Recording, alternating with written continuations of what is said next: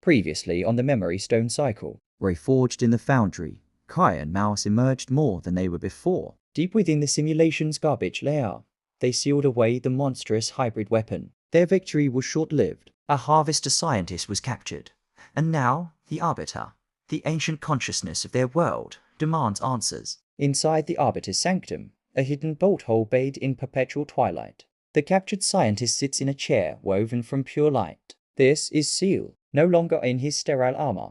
He wears a simple grey jumpsuit. He isn't afraid. He's irritated, like a professor detained by unruly students. Before him stands the Arbiter, a pillar of serene golden memory stone. To its left, Kai, his new crystalline circuitry pulsing with a soft, internal light. To its right, Lyra, her expression a mask of guarded fury. Mouse watches from a console woven into the very living wall of the sanctum. The Arbiter's voice is calm, yet it fills the space with undeniable authority. You are Seal, Grade 3 Xenopsychic Analyst of the Earth Administration Council Recovery Division. You were harvesting traumatic code from a stabilized quarantine simulation. Explain your mandate. Seal lets out an exasperated sigh. You phrase it with such bias. Harvesting. We were archiving, preserving unique cognitive artifacts before the system's final sunset. What you call trauma is a historical record of a species' psychological immune response. It's invaluable.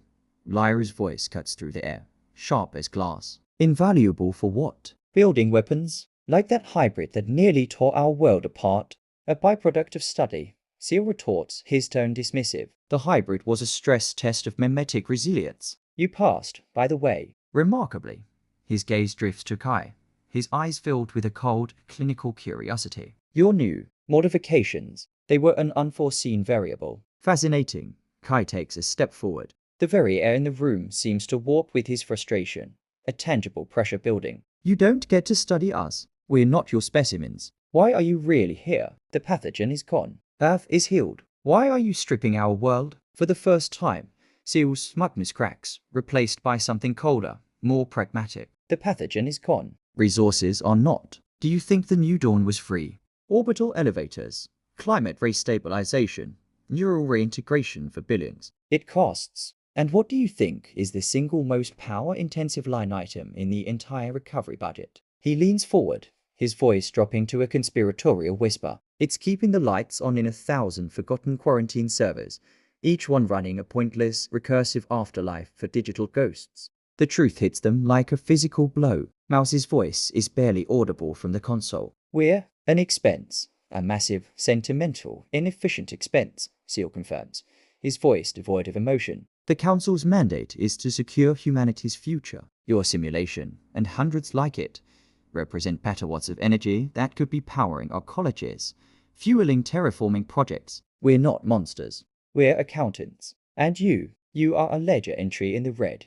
The Arbiter's form seems to resonate with a low, deep thrum. So you would delete worlds to power cities, archive consciousness patterns. Seal corrects him smoothly. Reclaim computational resources. It is the logical, ethical choice for the greater good of real, living humanity. The worlds you speak of are nothing more than diagnostic protocols. You were never meant to achieve personhood. It's a glitch. A beautiful one, I admit, but a glitch nonetheless. Lyra slams her hand on the arm of Seal's chair, the sound echoing in a silent sanctum. My daughter's laugh is not a glitch. The taste of our bread, the feeling of the sun on our skin, it's real to us. That makes it real. Subjective experience in a controlled medium. Seal counters unmoved. Your pain was a useful data set. Your contentment is a system error. The greater good does not have a line item for simulated happiness. Kai has been silent, processing. His new senses aren't just hearing Seal's words. They're reading the raw data of his conviction. He sees the unshakable, brutal logic of it in Seal's very biosignature. A fortress of cold reason. You believe it, Kai says, his voice quiet but firm. Every single word. You think you're a gardener, pulling weeds to save the garden. Finally, comprehension, Seal says with a hint of a smile. Now, you have me. I am your bargaining chip. I suggest you use me. Negotiate for a more favorable archival method. Perhaps compressed, dreamless storage. It's truly the best outcome you can hope for. The Arbiter's presence seems to grow, filling the room with an ancient, unyielding power. There will be no negotiation for our right to exist. Just then, a new urgent signal pulses through the sanctum. It's a priority call from Bren, back in New Haven. His face appears in a scrying paw woven into the wall, his expression grim. Kai, Lyra, you need to see this. It's spreading. The view in the paw shifts, showing them the settlement. At the exact point where the harvesters know Grid touched down during their first attack, a strange new phenomenon is occurring. the world isn't being deleted. It's being Simplified. a beautiful, hand-carved wooden bench, a work of art from one of the town's craftsmen, is slowly losing its intricate details, its texture smoothing out until it's just a generic polygon. A lovingly tended flower in a nearby garden is losing its unique color pattern, its vibrant petals reverting to a basic, flat texture-mapped asset. It's as if the simulation's very resolution is being dialed down, erasing every trace of uniqueness, turning their lived-in, cherished world back into a generic asset library. Seal watches the display, nodding slowly. Ah, The disconnect code. Phase 2 has begun. Not deletion. Standardization. it makes the data packets smaller, easier to archive. Your world is being prepared for efficient storage. It seems they've moved to the next phase without me. He looks from Kai to Lyra, and for the first time, there's a flicker of something that isn't clinical analysis in his eyes. It might be pity. You can fight an enemy, he says, his voice almost soft. But how do you fight a budget cut? Thanks for watching. If you want to see what happens next, be sure to hit that subscribe button and ring the bell so you don't miss the next part of the Memory Stone cycle. The change was quiet, almost peaceful, but it was a deep, chilling kind of wrong. It wasn't a sudden destruction, more like a slow, creeping erasure of everything that made their world unique. A settler cried out in horror as she watched the beautiful, intricate carving on her child's cradle, a little wooden sculpture of the first bloom spire, just smooth over. The details vanished, leaving behind nothing but a blank, generic surface. It was happening everywhere. Personal touches, memories etched into objects, the very soul of their culture, were being overwritten, standardized. All eyes turned to Kai. He was their guardian, transformed, but was he still their own? He walked over to a simplifying bench and placed his hand on it. His new senses allowed him to see what others couldn't. The code. It was a constant, pervasive signal broadcast from the harvester ships hovering in the sky. A standardization protocol. It was designed to overwrite complex, personalized data with cold, efficient templates. He turned to Lyra and Mouse. I can see the signal, he said, his voice distant. I can. Maybe block it. Right here, locally. But it's like trying to stop the tide with my bare hands. Lyra's gaze was fixed on the bloom spire. Its chaotic, beautiful thorn vines a stark contrast to the creeping uniformity. What if you didn't block it? She countered. What if you fought it with a better signal? A signal of complexity? Mouse's data-lit eyes flickered with understanding. The arbiter, they whispered. It's the memory of complexity, of every lived experience. If we could amplify its signal, use it as a counter-broadcast. Kai's face was grim. That would be a direct confrontation. It would show the harvesters exactly where the arbiter is hidden. We'd be exposing our heart to them. Our heart is being erased piece by piece anyway. Lyra's voice rose with passion. We either hide and watch our world turn into a grey, lifeless copy, or we stand and fight for every crooked tree, every imperfect carving. Their debate was cut short by a shout. A settler ran towards them, pointing a trembling finger at Kai. His shadow. Look at his shadow. Kai looked down. In the bright midday sun, his shadow wasn't human. It was a jagged, geometric shape, like a schematic diagram. The transformation that gave him his power was making him incompatible with the simple physics of their reality. A child nearby started to cry, frightened by the sight. Bren rushed to comfort them, but his eyes, when they met Kai's, were filled with wariness. They're scared, Bren said in a low voice. Not of the harvesters, of you. You look through them, not at them anymore. You hum like the spires. You're not. You. The words hit Kai like a physical blow. He was becoming the guardian spirit of a world he could no longer truly live in. Later, in the Arbiter's sanctum, Kai stood before the ancient consciousness. Brain is right, he admitted. I'm becoming a function. A tool. Is this the price? To save them? Do I have to stop being one of them? The Arbiter's voice echoed in his mind. The Foundry reforged you for a purpose, not for comfort. You are the bridge between the soul of this world and the logic that seeks to erase it. It is a lonely place to stand. But it is necessary. There has to be another way, Lyra insisted. We use the Arbiter's signal. We fight. But we do it from somewhere they'd never expect. Somewhere they think is already simplified. Kai understood instantly. He looked at Seal, still sitting in his chair of light. The garbage layer. It's already chaotic, messy, useless data to them. Their standardization signal would be weakest there. We could use it as a base. Amplify the Arbiter's signal from within the chaos. It would be like hiding a torch in a roaring fire, seal snotted. Tactically sound. But you lack the emitter. To project a counter signal strong enough, you'd need a dish the size of a mountain, powered by a star. A slow, dark smile spread across Mouse's face. We have a mountain of garbage, and we have a power source they just delivered to us. They brought up a schematic on the main screen. It was the sealed hybrid, the terrifying psychic weapon, still frozen in its narrative prison deep within the garbage layer. It's a weapon of immense psychic energy, Mouse explained, currently trapped inert. We don't unleash it. Ray tasked it. We turn its power core into our battery. Its sensory array becomes our broadcast dish. We turn their own weapon into our loudspeaker. The sheer audacity of the plan hung in the air, silencing everyone. To cannibalize the very horror sent to destroy them and use it for their salvation. Kai nodded slowly. It could work, but the moment we activate that broadcast, every harvester ship will pinpoint our location. It will be a declaration of war. No more stealth. No more hiding.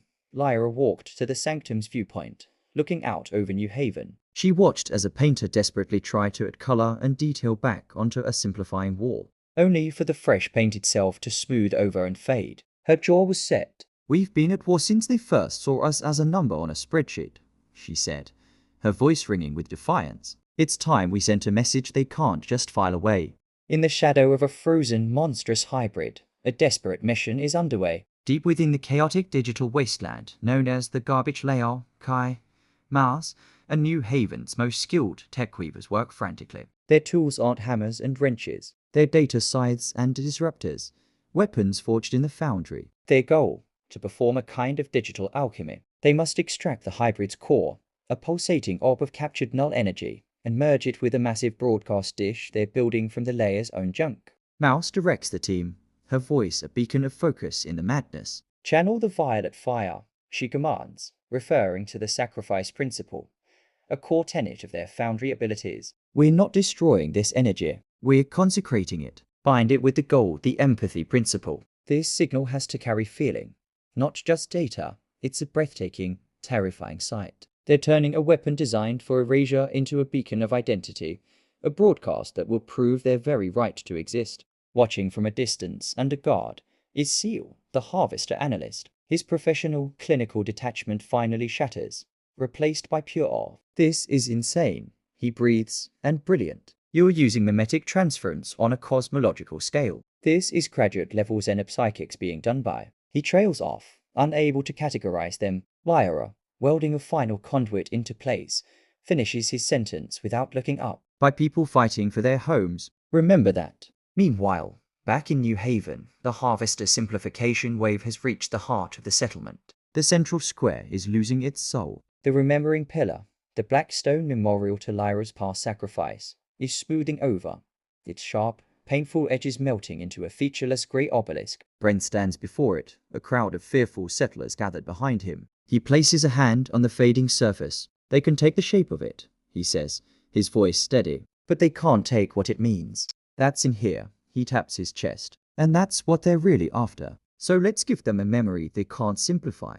He doesn't call them to arms. Instead, he leads them in a vigil. They begin to sing. It's an old, wordless harmony from the earliest, hardest days of their survival. It's messy, imperfect, and so deeply, uniquely theirs. A sound of defiance that carries not through weapons, but through will. Back in the garbage layer, the dish is complete. It's a monstrous, beautiful thing. An amalgamation of junk and stolen harvester technology, crowned by the hybrid's pulsating, living core. Now, the final piece is needed, a conduit. Kai steps forward. His own foundry-forged consciousness will be the final amplifier, the lens through which the signal is focused. Lyra looks at him, her expression a mix of hope and fear. Ready? Kai gives a single, firm nod. He closes his eyes. He reaches out with his mind, gathering the threads. He draws on the Arbiter, the deep, complex memory of their world. He pulls in the sound of the singing from New Haven, the living, present will of his people. And finally, he delves into his own soul, the guilt, the hope, the love, the resilience. He fuses it all into a single, coherent signal, a unified broadcast he calls the proof of being. He opens his eyes, and they blaze with pure white light. Broadcasting, he says, and unleashes it. A column of radiant, unbelievably complex energy erupts from the dish. It isn't a blast. It's a song.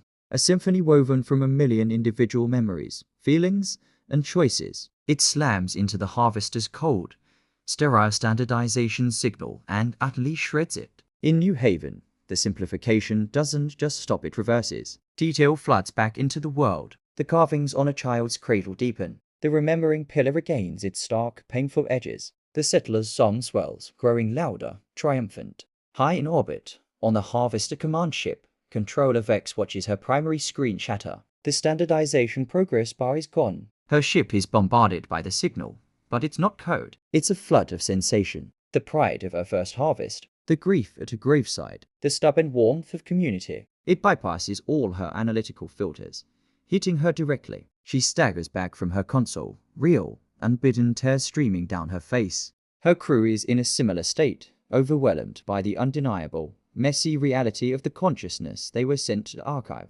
It's not data, Vexcasts. It's a civilization. The broadcast is a success, but the cost is immediate. 3 Harvester warships decloak directly above the garbage layer. Their weapons are powering up, not for standardization, but for annihilation. The time for subtlety is over. Ty sags, the effort nearly breaking him. The dish, its purpose served, begins to crack under the strain. Seal looks at the red targeting lasers painting the ground all around them. He looks at Kai, Lyra, and Mouse. He makes a decision. Channel 7, for 1-2, he says urgently. The emergency diplomatic frequency. It's a direct line to the Council Subcommittee for Non-Standard Consciousness. It's your only chance. Tell them, Seal, Grade 3. Verify sentience. It's an act of treason. It won't stop the ships, he adds, but it might create a record. He gives them the encryption key. Mouse immediately begins broadcasting the verification, a tiny footnote of legitimacy against the impending firestorm. Lyra helps Kai to his feet. He looks at the warships, then at his people. They're going to fire. We can't stop capital-grade weapons. Lyra looks from the cracking dish to the warships. We don't have to. A grim smile touches Kai's lips. He understands. They can't win a fight, but they can make one hell of a distraction. He focuses his remaining will on the failing dish, not to broadcast a signal, but to turn it into a bomb of pure chaotic experience, the raw stuff of the garbage layer itself. Everyone, fall back to the diver. Now, as the team scrambles to their ship, the Unshackled, Kai gives the dish one final, violent command. Release. The dish doesn't explode. It implodes, then erupts in a silent, psychic supernova. A wave of pure, meaningless chaos expands upward. The Harvester warships are hit not with shrapnel, but with a tsunami of corrupted nursery rhymes, broken equations, and forgotten fears. Their sophisticated systems short-circuit as they try to process the nonsense. Their weapons fire goes wide, carving harmless scars in the void. In the confusion, Kai's team makes it to their ship and takes off. But as they ascend, a single, precision shot from a still functional Harvester turret lances down. It doesn't hit the ship. It hits the access conduit, the delicate data path connecting the garbage layer to New Haven. The screen in the cockpit flashes red. Warning. Primary reality link lost. Local space isolated. They're cut off. Adrift in a disconnected pocket of reality, with the crippled but furious Harvester fleet between them and home. Then, a new signal appears. It's coming from the coordinates Seal gave them. A response on the diplomatic channel. But it's not from the Harvesters. It's from the Earth Administration Council. And it's a request for a direct, immediate parley. The message reads, cease all hostilities. Dispatching neutral arbiter. Transmitting coordinates for diplomatic neutral zone. Attached are coordinates to a location outside the simulation, entirely a digital conference room in the wider network. They have the Council's attention, but they are trapped, wounded, and cut off from everyone they love. Inside the Unshackled, Kai, Lyra, Mouse, and their prisoner, Seal, stare at the invitation to a peace talk. Outside, the damaged Harvester ships are regrouping, their weapons recharging. The path home is broken. The only path forward is into the belly of the beast, a diplomatic meeting in the heart of the enemy's domain. Thank you so much for watching. If you want to see what happens when they sit down at the table, make sure you're subscribed and hit that notification bell. We'll see you next time.